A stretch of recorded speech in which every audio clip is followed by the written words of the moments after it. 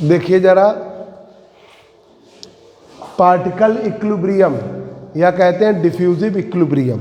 तो particle equilibrium या diffusive equilibrium दो सब सिस्टम ले लिए, एक सब सिस्टम 1 है, एक सब सिस्टम 2 है।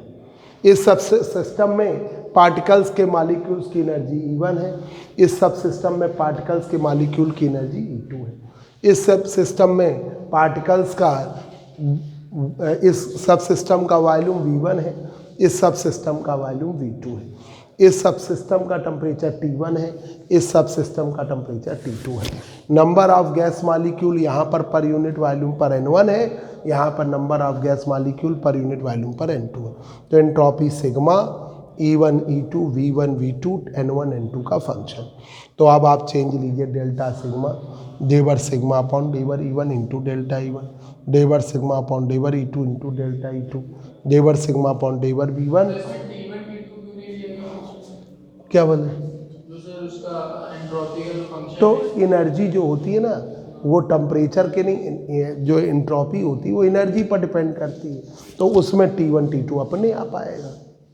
ठीक है, स्टैटिस्टिकल टेम्परेचर भी आया, टाउ 1 बराबर टाउ 2 बराबर आया, और उसी से आपका KT1 बराबर KT2। तो एनर्जी का फंक्शन होता है ना एंट्रोपी, एनर्जी मतलब हीट। अब यहाँ पर डेवर सिग्मा अपॉन डेवर V1 इंटू डेल्टा V1, डेवर सिग्मा अपॉन डेवर V2 इंटू डेल्टा V2, डेवर सिग्मा अपॉन डेवर N1 इंटू डेल्टा N1, डेवर सिग्मा अपॉन डेवर N2 इंटू डेल्टा N। अब यहाँ पे जहाँ पर E1 है वहाँ पर सिग्मा 1 का लिया, जहाँ पर V1 है वहाँ सिग्मा 1 का लिया, जहाँ N1 है वो सिग्मा 1 का लिया। ये सब सिस्टम 1 का है। जहाँ सिग्मा है सिग्मा 2 कर लिया, यहाँ सिग्मा 2 कर लिया, यहाँ सिग्मा 2 कर लिया।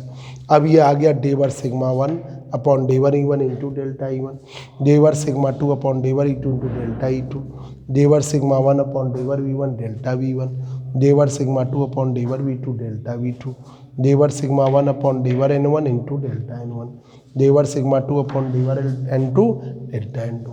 अब थर्मल इक्विलिब्रियम की कंडीशन में ये जीरो एनर्जी वाला, आप देखिए हमने जीरो किया है, आया ना। और मैकेनिकल इक्विलिब्रियम में वॉल्यूम वाला टर्म्स जीरो आए, ये दोनों हमने रख दिए।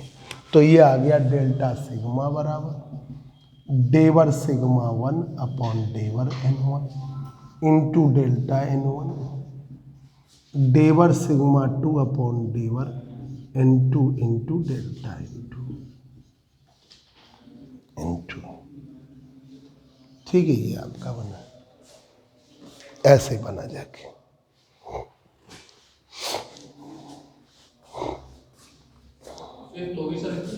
हाँ, फिफ्थ। अब total density N where N बराबर N1 plus N2,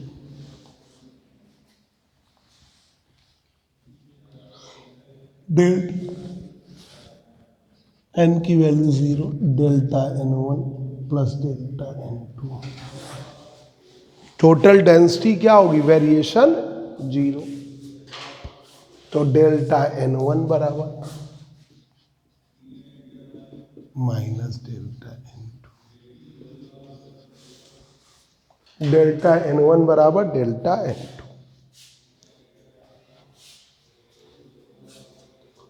delta N1 बराबर डेल्टा N2। इसे यूज कर लीजिए, इक्वेशन 7 इन इक्वेशन 7 को यूज करिए। तो और ठीक है, डेल्टा सिग्मा बराबर 0, डिफ्यूजिव इक्विलिब्रियम,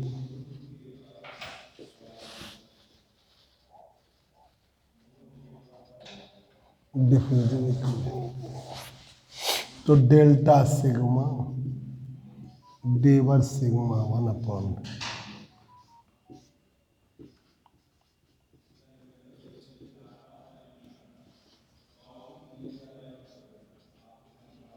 ये आपका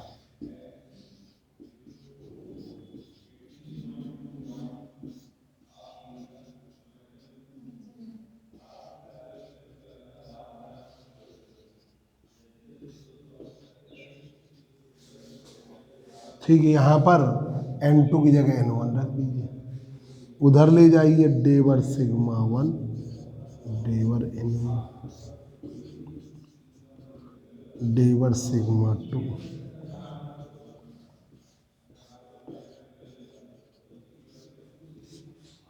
तो ये आ गया डेवर सिग्मा 1।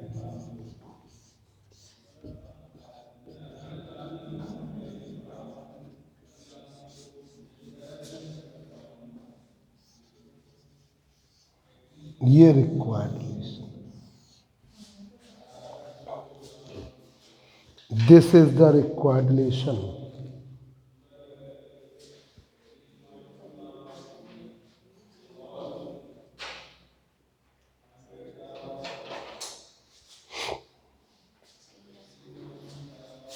एक तो ये हो गया,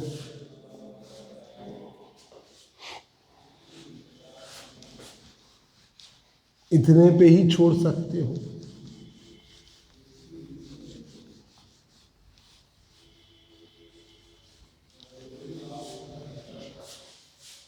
पार्टिकल इक्विलिब्रियम के लिए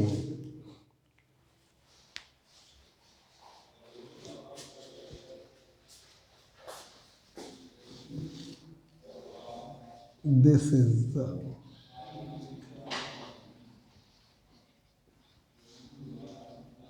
required relation for particle equilibrium। अब ये होता है डेवर सिग्मा अपॉन डेवर वी, डेवर सिग्मा अपॉन डेवर V mu upon tau, mu upon tau.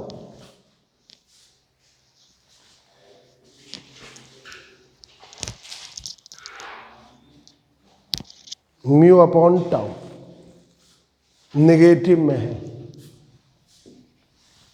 Mu upon tau. ठीक है, अब ये फॉर सब सिस्टम 1 लिख दें, म्यू जो है केमिकल पोटेंशियल है, केमिकल पोटेंशियल, और टाउ है, क्या है टाउ? Statistical temperature. अब ये केमिकल पोटेंशियल होता है, जो भी आपके पार्टिकल में डेंसिटी या अदर केमिकल रिएक्शन से रिलेटेड जो चीज़ें आएंगी उनके अकॉर्डिंग ये टर्म है। तो केमिकल अब लगा लीजिए डेवर sigma 1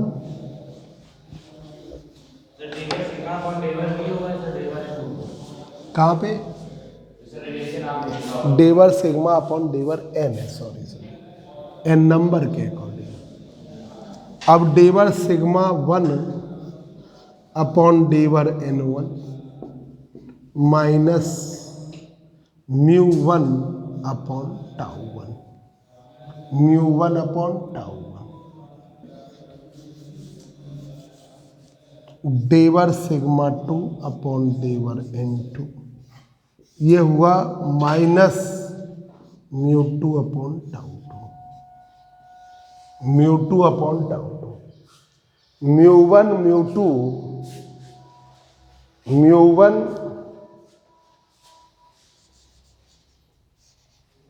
chemical potential, chemical potential for sub system 1, mu 2 chemical potential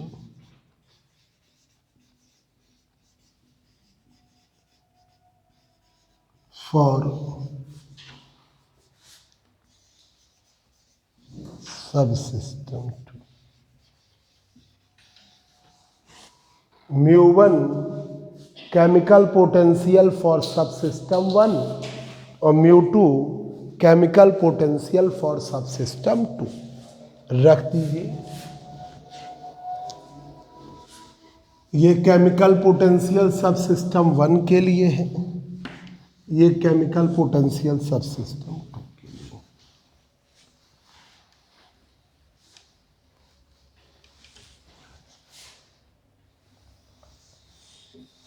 तो ये हुआ जाके डेवर सिग्मा 1 अपॉन डेवर N1 डेवर सिग्मा 2 अपॉन डेवर N2। तो μ1 अपॉन τ1 μ2 अपॉन τ2 τ1 बराबर τ2 स्टैटिक थर्मल इक्विलिब्रियम की वजह से, ड्यू टू थर्मल इक्विलिब्रियम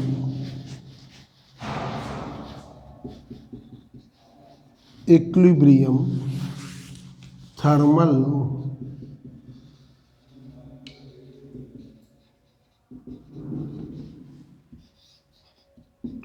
τ1 बराबर τ2। तो μ1 बराबर μ2।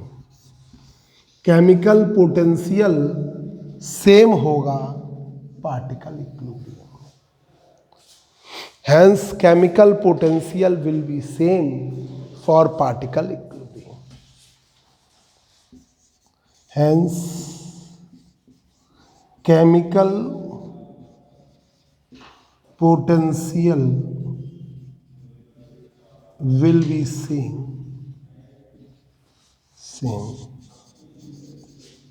for particle equilibrium। ये है आपके 3, जिसमें सबसे ज़्यादा थर्मल ही इम्पॉर्टेंट है, थर्मल मेन इम्पॉर्टेंट।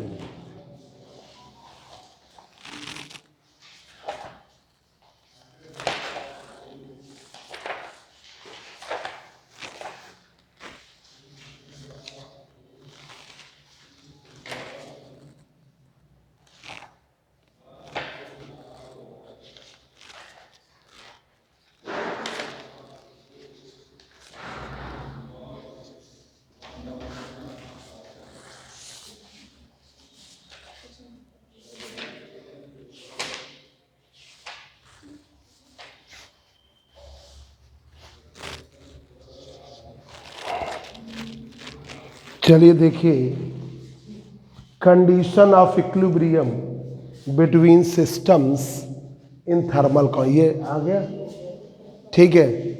बताइए कोई दिक्कत हो तो। यहाँ पे बिल्कुल इजी था, एंट्रोपी सिग्मा को पहले E1 E2 का फंक्शन माना, फिर एंट्रोपी सिग्मा को E1 E2 और V1 V2 का फंक्शन माना, और तीसरे में N1 और N2 का, ठीक है। तो नंबर से रिलेटेड भाई जो डिफ्यूजिव इक्विलिब्रियम है उसे केमिकल इक्विलिब्रियम भी कहते हैं, तो हम उसमें केमिकल पोटेंशियल का टर्म लाते हैं। तो केमिकल पोटेंशियल आपका सेम आएगा, पार्टिकल या डिफ्यूजिव इक्विलिब्रियम। अब आ जाइए, लास्ट है थर्ड आपका last.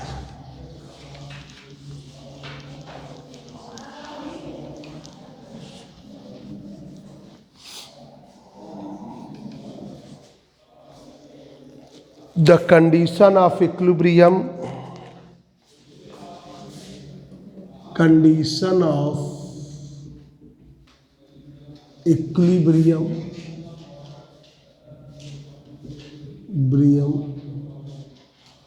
between two systems, condition of equilibrium, next heading डालो, condition of equilibrium between two systems in thermal contact,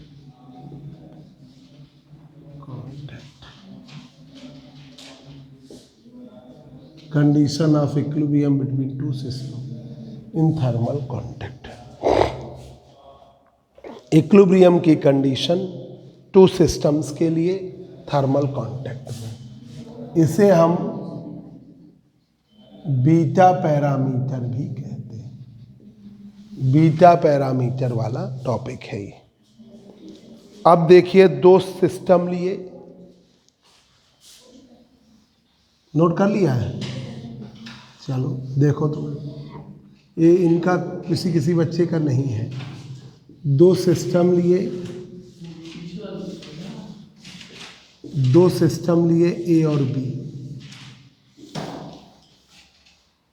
to system लिए ए और बी जो थर्मल कांटेक्ट में है। सिस्टम ए की एनर्जी हमने ई मानी, सिस्टम बी की एनर्जी हमने ई डैश मानी। सिस्टम ए की एनर्जी हमने ई मानी, सिस्टम बी की एनर्जी हमने बी मानी।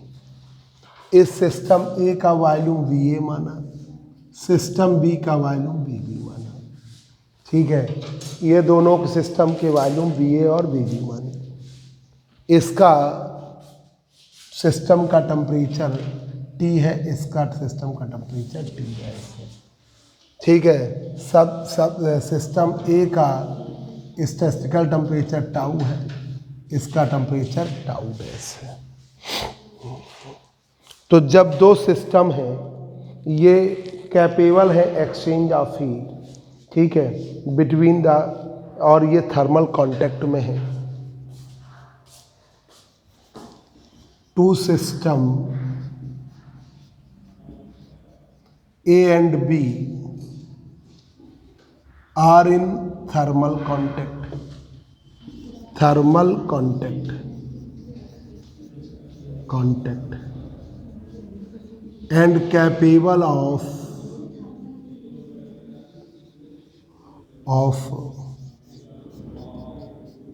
exchange of heat, and capable of exchange of heat, और इनमें कैपेबिलिटी है ऊष्मा के आदान प्रदान करने की। तो total energy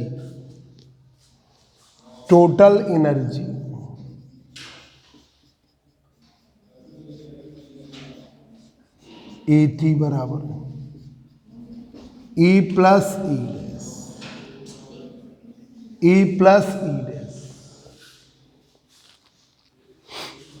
probability system A की, कुछ किसी बच्चों का नहीं है ना, ये मोहित का ये टॉपिक नहीं था, तो हमने कहा पूरा ही बता दे, इम्पोर्टेंट भी है ना।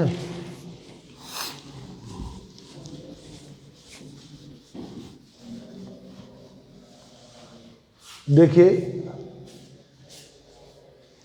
इंट्रॉपी ऑफ, ये इंट्रॉपी बोले probability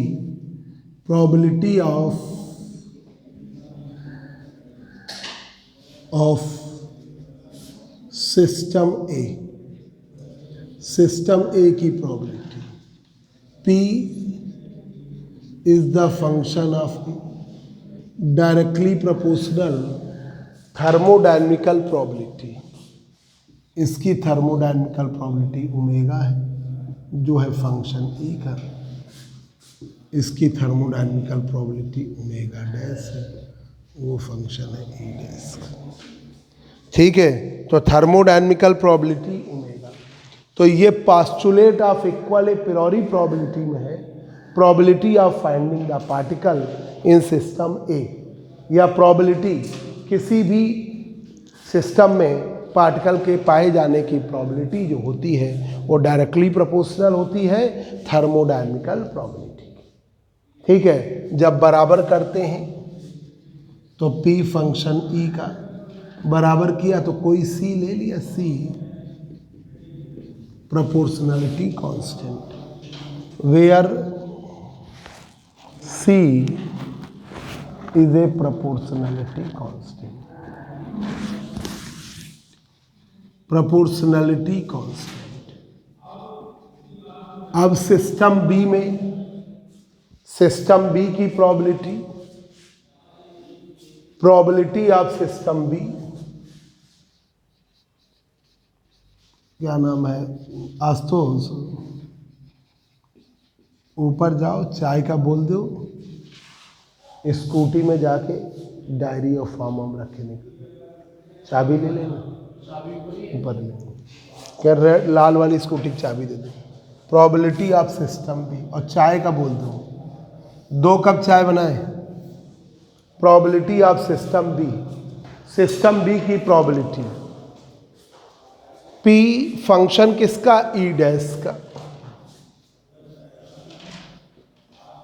directly proportional, omega dash is the function E dash. जब बराबर किया तो सी डैश, सी डैश।